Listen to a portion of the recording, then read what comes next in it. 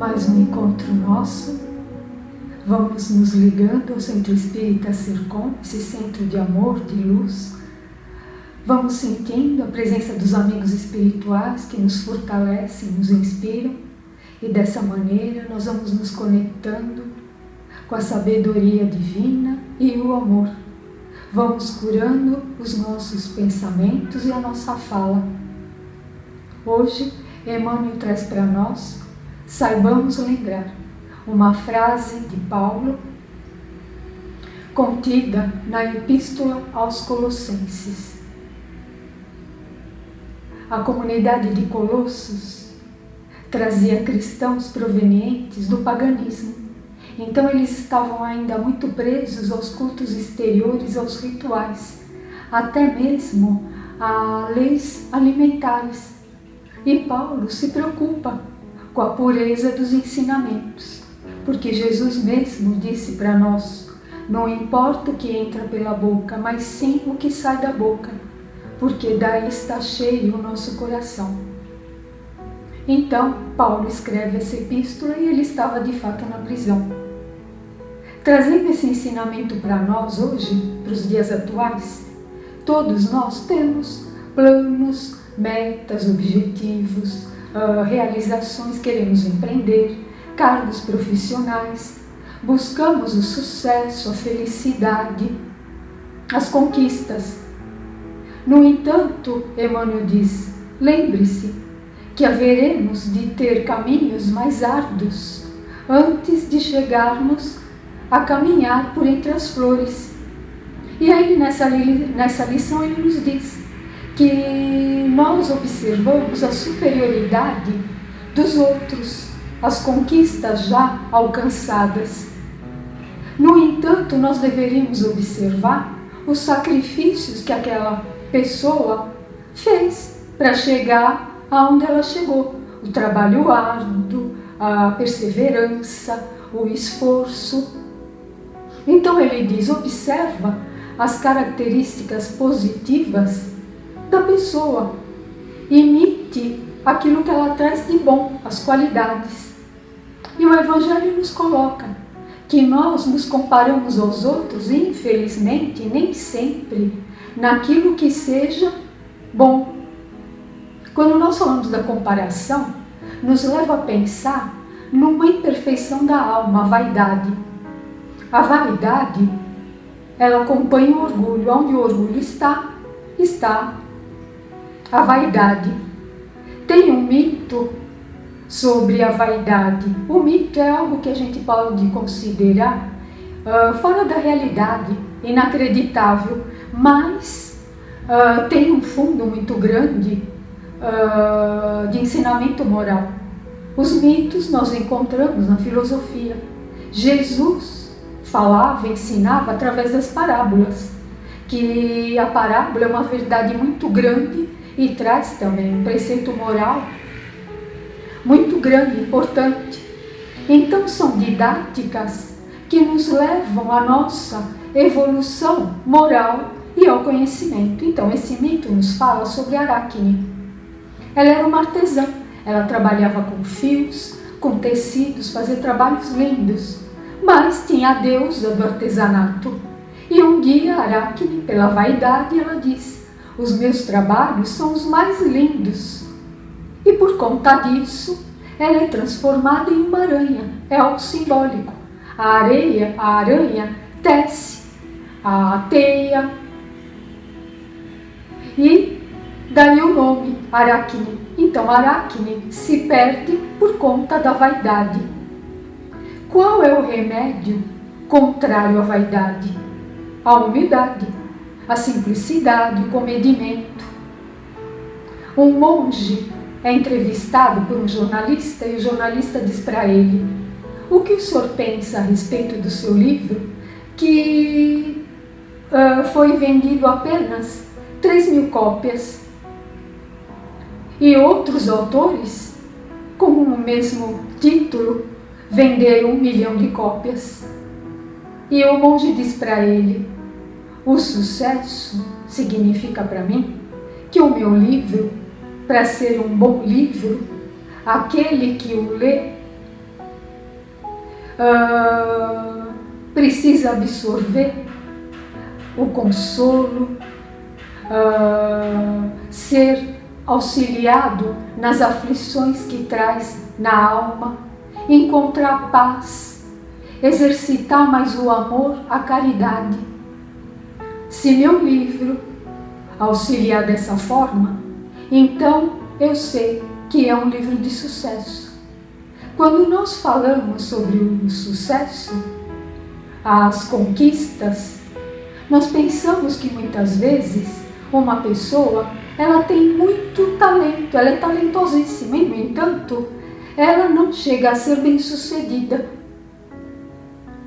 E isso, a gente às vezes poderia dizer, o sucesso não depende dos outros, depende de nós. Porque nós somos individualidades. Cada um traz uma bagagem. Muitas vezes, nós precisamos acrescentar nessa bagagem maturidade, experiência, mais paciência, saber lidar com o sucesso, vencer os desafios, para depois então sermos bem-sucedidos. Ou seja, o sucesso vai depender do tempo certo, da nossa evolução espiritual, evolução moral. E poderíamos lembrar da história de Van Gogh, um grande artista. No início, quem comprava os quadros de Van Gogh? O seu irmão. O irmão o incentivava a pintar, estimulava-o. Van Gogh não chega a ser bem-sucedido, só depois da morte dele. Então hoje nós vemos a sua obra em grandes museus, um valor incalculável. Ele não era um artista talentosíssimo? Lógico que era. No entanto, quando nós falamos assim, por que não chega o sucesso, a criatura não é bem-sucedida? Tem fatores.